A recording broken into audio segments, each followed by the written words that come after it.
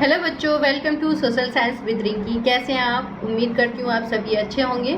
आज जो हम इस वीडियो में देखने जा रहे हैं वो है 10th क्लास की हिस्ट्री और हिस्ट्री का चैप्टर फर्स्ट, यूरोप में राष्ट्रवाद। इस वाले चैप्टर के हम बहुत सारे जो टॉपिक हैं वो कवर कर चुके हैं। करीब करीब आज का जो टॉपिक होगा हमारा लास्ट टॉपिक होगा और इसके साथ ही हमारा ये चैप्टर ख़त्म हो जाएगा। तो उसके बाद हम इसका जो सॉल्यूशन देखेंगे और उसके बाद नेक्स्ट आपका चैप्टर स्टार्ट हो जाएगा। तो लास्ट टाइम जो हमने डिस्कस कर रहे थे टॉपिक वो था राष्ट्र की दृश्य कल्पनाएं, कि हमने एक नेशन को, एक राष्ट्र को हमने एक ठोस रूप दे दिया था। मतलब हमारी जो अमूर्त जो थिंकिंग थी या थॉट्स थे, विचार थे, उनको हमने एक मूर्त रूप दिया था। और उसके बारे में हमने पढ़ा था कि एक नेशन को, एक राष्ट्र को, हमने देश को एक कहते हैं ना कि मानवीय रूप दे दिया था, एक प्रतिमा का रूप। और उस टाइप से हमने देखा ताकि वो लोग उससे ज़्यादा से ज़्यादा अटैच रहें।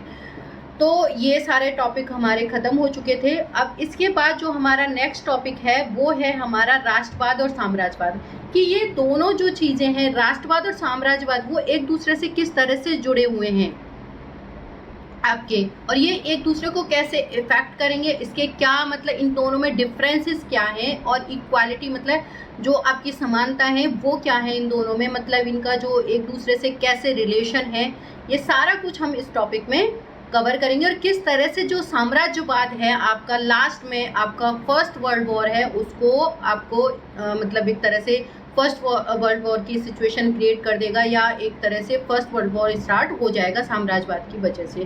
तो ये सारी चीज़ें किस तरह से हुई, ये सारा कुछ हम इसमें देखेंगे कि नेशनलिज्म किस तरह से, कब वो राष्ट्र साम्राज्यवाद में कन्वर्ट हो जाता है, वो भी हम सब कुछ इसी में देखेंगे, इसी टॉपिक में।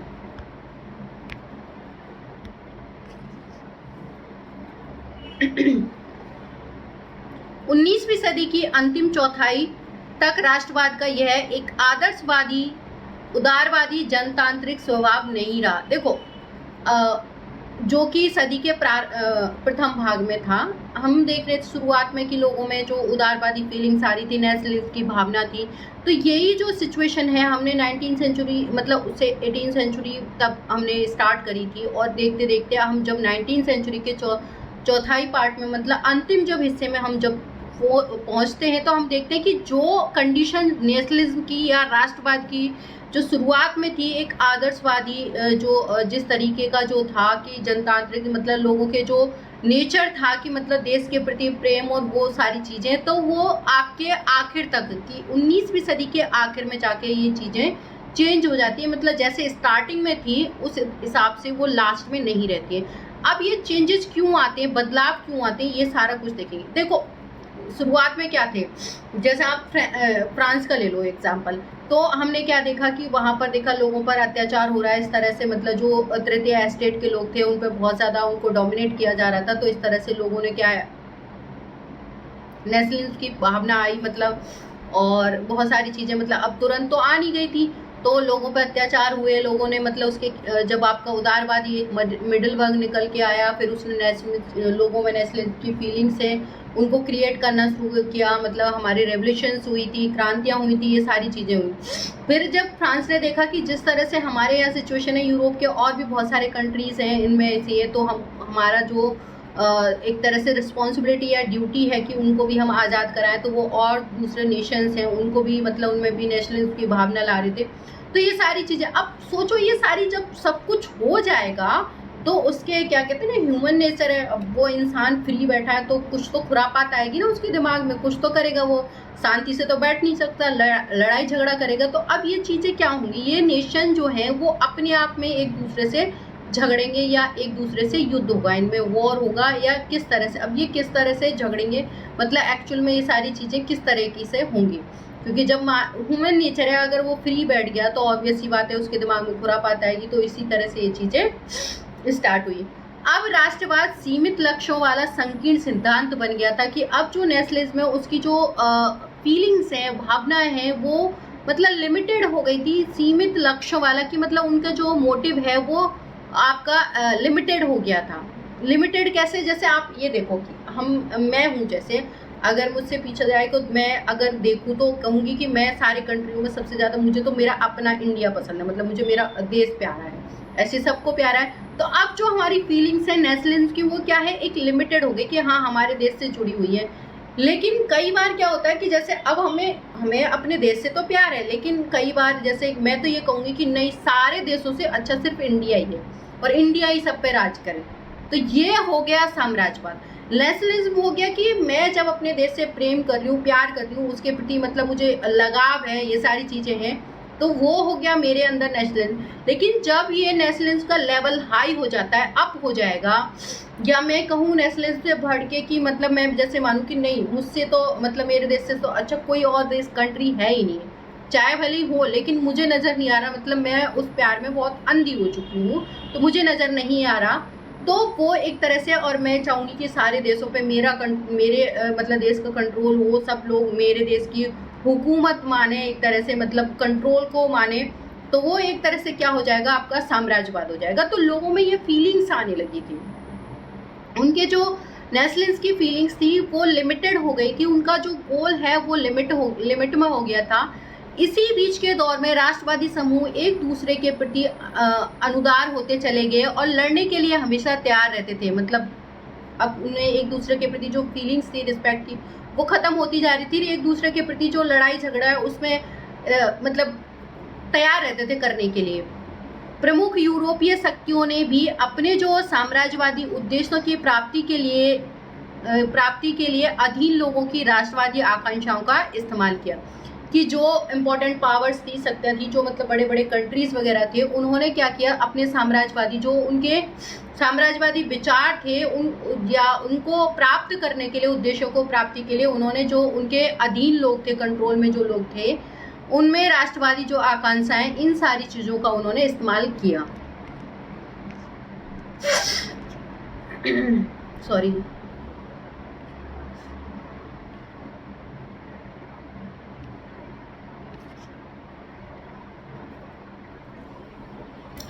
(1871) के बाद यूरोप में गंभीर राष्ट्रवादी तनाव का स्रोत बाल्कन क्षेत्र था। अब ये जो एक्चुअल में जो बाल्कन था वो क्या था, मतलब ये सारा कुछ हम देखेंगे कि ये क्या केस था, कौन था, क्या था, ये बाल्कन क्या है, ये सारे। और इसमें से क्वेश्चन बच्चों में इम्पोर्टेंट क्वेश्चन इसमें से बाल्कन वाला ही बनता है, बहुत इम्पोर्टेंट। और सबसे ज़्यादा जो बच्चा कंफ्यूज होता है वो इसी जगह पे होता है। तो बस इसको ध्यान से सुनना, जब मैं आपको एक्सप्लेन करूँ तो बस उसको ध्यान से सुन लेना, बिल्कुल भी दिक्कत नहीं आएगी। लेकिन एक बच्चा जो होता है, सबसे ज़्यादा प्रॉब्लम यही आती है बच्चे को, और इस चैप्टर में सबसे ज़्यादा दिक्कत की क्या बाल्कन था या क्या चीज़ें हैं, ये बाल्कन प्रॉब्लम क्या है, और क्वेश्चन यही आती है, बाल्कन समस्या। ये ज़्यादातर 5 मार्क्स में पूछा जाता है और बहुत बार ये कहते हैं ना एग्जामिनर का फेवरेट क्वेश्चन, वो यहाँ से क्वेश्चन करता ही करता है। तो जरा फोकसली होके ये वीडियो देखें। 1871 के बाद यूरोप में गंभीर राष्ट्रवादी तनाव का स्रोत, मतलब जो 1871 में क्या हुआ था, जो यूरोप में जो राष्ट्रवादी तनाव फैला था, नेशनलिज्म वाली ये जो प्रॉब्लम फैली थी या तनाव जो हुआ था, उसका जो क्षेत्र है, स्रोत है, वो बाल्कन क्षेत्र था। अब बाल्कन क्यों था, ये बेटा एक रीजन था, इस्लामिक रीजन था, और इस पर ओटोमन जो साम्राज्य है, जब हमने शुरुआत में देखा था ना कि ओटोमन में बहुत सारे एरिया को कवर कर रखा था। अभी इससे पहले हमने जब इटली का पढ़ा था, इटली का एकीकरण, यूनिफिकेशन, तो हमने उसमें देखा था नदन वाला जो पार्ट है किसके अंडर था, ओटोमन साम्राज्य के, हैम्सबर्ग के। तो वही मतलब ये जो बाल्कन क्षेत्र था, इस पे किसका कंट्रोल था, ओटोमन साम्राज्य का। और ये साम्राज्य जो था इस्लामिक, ये एक रीजन था, क्षेत्र था, मतलब यहाँ रहने वाले जो लोग थे वो इस्लामिक धर्म को मानते थे।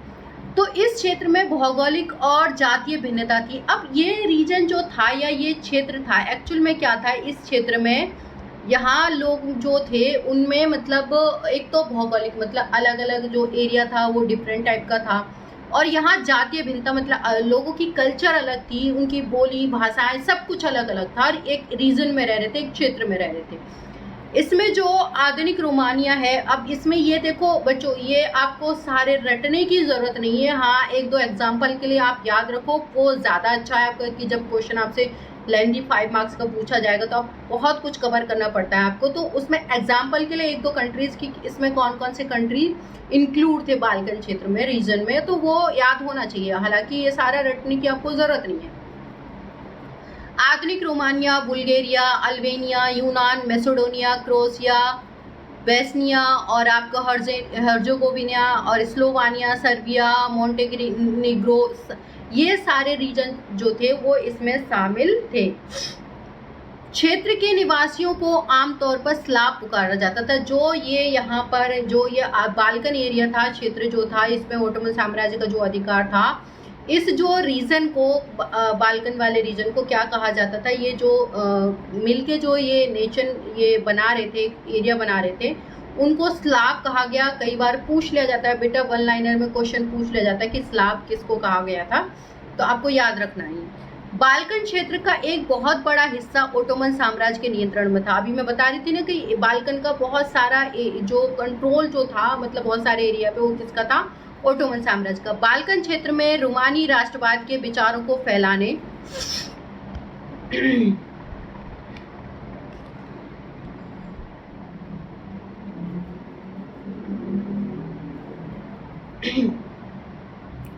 रोमानी राष्ट्रवाद के विचारों को फैलाने और ओटोमन साम्राज्य के विघटन से स्थिति काफी विस्फोटक हो गई। एक्चुअल में क्या था कि यहाँ पर मतलब एक तो ओटोमन साम्राज्य का जो नियंत्रण था, कंट्रोल था, लेकिन बाल्कन एरिया में एक प्रॉब्लम थी। एक तो रोमानी राष्ट्रवाद, अभी हमने बीच में देखा, इसी वाले चैप्टर में हमने पढ़ा था कि लोगों में मतलब ये रोमानी राष्ट्रवाद मतलब जो कलाकार हैं वो अपने मतलब कृतियों के थ्रू, पोएम्स के थ्रू, स्टोरीज के थ्रू, सॉन्ग, आपके फोक डांस वगैरह, सिंगिंग वगैरह, इसके थ्रू लोगों में अपनी फीलिंग्स जो क्रिएट कर रहे थे, तो ये सारी चीज़ें भी स्टार्ट हो गई थी। तो लोगों में मतलब जो बाल्कन में रहने वाले लोग थे, बाल्कन रीजन में, उनको लगने लगा कि ये हमारा मतलब हम एक जैसे मतलब लैंग्वेज के लोगों को या एक जैसा जिसका कल्चर है उनको एक साथ रहना चाहिए, एकजुट रहना चाहिए, अलग अलग होने चाहिए। तो लोग मतलब अपने आप को फ्री करने लगे, आज़ाद करने लगे।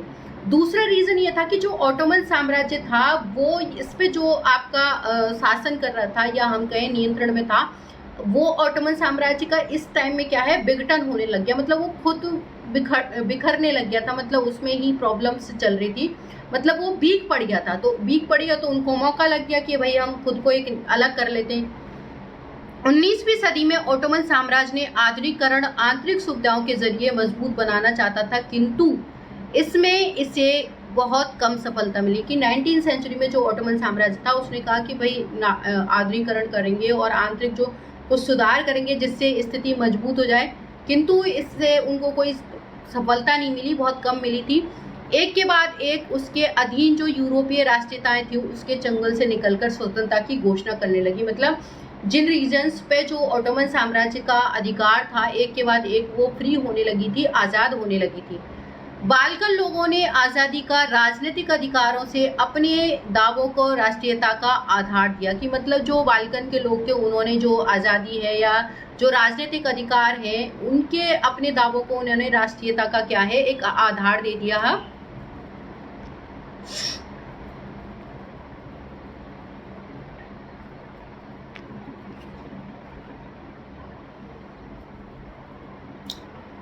उन्होंने इतिहास का इस्तेमाल यह साबित करने के लिए किया कि वे स्वतंत्र थे, किंतु तत्पश्चात विदेशी शक्तियों ने उन्हें अधीन कर लिया। एक्चुअल में ये लोग जो बाल्कन के लोग हैं वो एक्सक्यूज मतलब वो देने लगे थे या ये चीज़ें लोगों को समझाने लगे थे कि अगर हम हिस्ट्री उठाएं तो हम एक थे, मतलब एक जैसी कल्चर वाले लोग एक थे। ये तो हमारे विदेशियों के जो आक्रमण हुए हम पे, उन्होंने हमें अपने कंट्रोल में कर लिए, तब जाके हम इस तरह से हो गए, नहीं तो हम एक थे। अंततः बाल्कन क्षेत्र के विद्रोही राष्ट्रीय समूह ने अपने संघर्ष को लंबे समय तक खोई हुई आज़ादी को वापस पाने के लिए प्रयासों के रूप से देखा। और लास्ट में क्या हुआ, जो बाल्कन के जो भी मतलब जो विद्रोही थे, विद्रोही राष्ट्र समूह थे, उन्होंने संघर्ष को एक लंबे समय से खोई हुई, जो उनकी लंबे टाइम से जो आज़ादी खो गई थी, उसे वापस पाने के प्रयासों के रूप में देखा कि हम तो क्या है, अपनी आज़ादी वापस पाने के लिए क्या कर रहे हैं, प्रयास कर रहे हैं। जैसे जैसे विभिन्न स्लाव जो राष्ट्रीय समूह ने अपनी पहचान और स्वतंत्रता की परिभाषा तय करने की कोशिश की, बाल्कन क्षेत्र गहरे टकराव का क्षेत्र बन गए। अब ये जो बाल्कन रीजन है वो गहरे टकराव के क्षेत्र बन गए। क्यों? कि जैसे जैसे जो विभिन्न जो स्लाव थे वो राष्ट्रीय समूह ने जब अपनी पहचान और स्वतंत्रता की परिभाषा तय करने की कोशिश करी तो यहाँ टकराव होने लगे। क्यों? ये एक तो बाल्कन जो है वो फ्री होना चाह रहा था, मतलब अपने रीजन्स जो हैं, मतलब यहाँ अलग अलग भाषा और कल्चर के लोग थे, मतलब तो वो अलग होना चाह रहे थे, अपनी एक अलग पहचान बनाना चाह रहे थे, नेशन बनाना चाह रहे थे, वो भी थी। और दूसरा यहाँ पर जो और नेशन जो थे वो इस पे अधिकार करना चाह रहे थे, मतलब बाल्कन रीजन पे, जैसे आपके रूस वगैरह हो गया था, ये सारे जो कंट्री है वो इस पे अपना आक्रमण करना चाह रहे थे, या एक तरह से कहें अपना अधिकार करना चाह रहे थे। तो ये एक टकराव का, गहरे टकराव का रीजन बन गया, और बाल्कन खुद फ्री होना चाह रहे थे।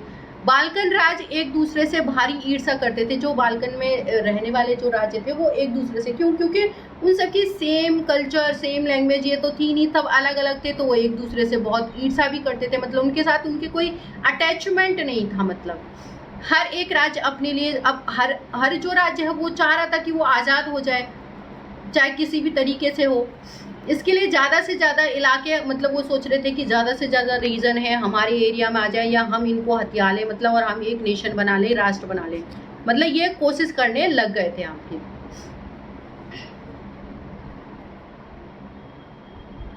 हर एक राज्य अपने लिए ज़्यादा से ज़्यादा इलाका हथियाने की उम्मीद रखता था। परिस्थितियां और अधिक जटिल इसलिए हो गई क्योंकि बाल्कन क्षेत्र में बड़ी शक्तियां प्रतिस्पर्धा होने लगी। अभी मैं बता रही थी ना कि यहाँ पर और जो आपका दूसरे देश हैं वो यहाँ पर अधिकार करना चाह रहे थे, जो बड़ी बड़ी शक्तियां हैं, तो इस वजह से भी ये एक कंपटीशन का रीजन बन गया था, क्षेत्र बन गया था, प्रतिस्पर्धा था। इस समय यूरोपीय शक्तियों के बीच व्यापार और उपनिवेश के साथ साथ नौसैनिक और सैन्य ताकतों के लिए गहरी प्रतिस्पर्धा थी, मतलब लोगों में कंपटीशन था, बिजनेस के लिए, व्यापार के लिए, उपनिवेश के हम ज़्यादा से ज़्यादा अपने उपनिवेश बनाए, नौसेना अच्छी हो, उनकी से सैन्य ताकत बढ़ाने के लिए उनमें क्या है, कंपटीशन बढ़ रहा था। जिस तरह बाल्कन समस्या जो आगे बढ़ी उसमें यह प्रतिस्पर्धा खुलकर सामने आई, मतलब जैसे जैसे बाल्कन जो प्रॉब्लम बढ़ने लगी तो इनकी जो प्रतिस्पर्धा या कहें कंपटीशन खुल के बाहर आने लगा था, कि मतलब हमारा अधिकार हो, बाल्कन पे हमारा अधिकार हो। ये रूस हो गया, जर्मनी, इंग्लैंड, ऑस्ट्रिया हंगरी की हर ताकत बाल्कन पर अन्य शक्तियों की पकड़ को कमजोर करके क्षेत्र को अपने प्रभाव को बढ़ाना चाह रही थी। कि मतलब ये जो शक्तियां हैं, आपका रूस हो गया, जर्मनी हो गया, इटली हो गया, ऑस्ट्रिया हंगरी था, ये चाह रही थी कि मतलब ये जो आपका बाल्कन वाला रीजन है इस पर और जो शक्तियां उनकी पकड़ है वो कमजोर हो जाए, ये उन पर अपना प्रभाव जमा ले। इससे इस इलाके के कई जो युद्ध हुए और अंततः प्रथम विश्व युद्ध, और इसी वजह से यहाँ पर कई सारे युद्ध हुए थे, और जो आपका प्रथम विश्व युद्ध है वो भी इसी का परिणाम है, कि वह इसी की वजह से हुआ था। ये आपको एक पिक्चर दिखाई गई है, इसमें आपका ब्रिटिश साम्राज्य का यशगान करता हुआ एक चित्र है या पिक्चर है, जिसमें दिखाई गई है ब्रिटिश साम्राज्य का कि किस तरह से इनका यशगान किया जा रहा है, कैसे कैसे इन्होंने कंट्रोल कर रखा था, मतलब एक मैप के थ्रू बताया गया है। इसमें सबसे ऊपर परिस्थिति स्वतंत्रता का आपको बैनर थामे दिखाई दे रहे हैं, कि ये फरिश्ते हैं, ये बैनर दिखा रहे हैं कि आप लोग आज़ाद हो गए हो, स्वतंत्र हो गए हो।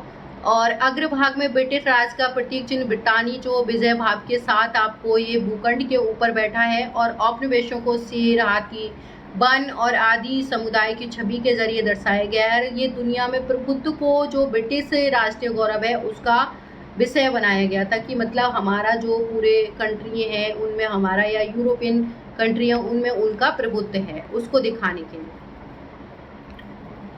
अब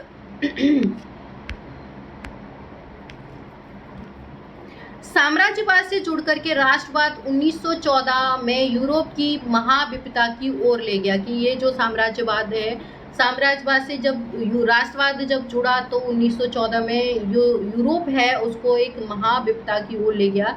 लेकिन इस बीच विश्व के अनेक देशों ने इसका 19वीं सदी से यूरोपीय शक्तियों ने औपनिवेशिकरण किया था, साम्राज्यवादी प्रभुत्व का विरोध करने लगे, और हर तरह से जो साम्राज्यवादी विरोधी आंदोलन थे उनका आंदोलन विकसित हुए, इस अर्थ में राष्ट्रवादी थे कि वे सभी जो राष्ट्र राज्य का निर्माण करने के लिए संघर्ष कर रहे थे, ये सभी सामूहिक राष्ट्रीय एकता की भावना से प्रेरित थे, और जो साम्राज्यवाद जो विरोध की प्रक्रिया उभरी थी, राष्ट्रवाद के यूरोपीय विचार कहीं और नहीं दोहराए गए, क्योंकि हर जगह लोगों ने अपनी तरह का विशिष्ट राष्ट्रवाद विकसित कर लिया, मगर यह विचार सभी समाजों ये जो सभी समाजों को राष्ट्र राज्यों में गठित किया जाना या स्वाभाविक या सार्वभौमिक मान लिया गया कि एक्चुअल में जो आपका साम्राज्यवाद था, मतलब एक तरह से इससे कुछ फ़ायदे भी आपको हुए थे। मतलब जो कुछ नेशन जो थे औपनिवेश थे पहले से, इनके उनमें मतलब ये सारी फीलिंग्स आई, भावना आई एक नेशन राष्ट्र की, और उन्होंने मतलब ये सारी चीज़ों से सीख लेके उनको एक फ्री करवाया था या आज़ाद करवाया था। तो ये हमारा चैप्टर ख़त्म हो चुका है। अब इसके जो क्वेश्चन आंसर है वो हम नेक्स्ट वीडियो में पढ़ेंगे। मिलते हैं तो नेक्स्ट वीडियो में। Thank you so much.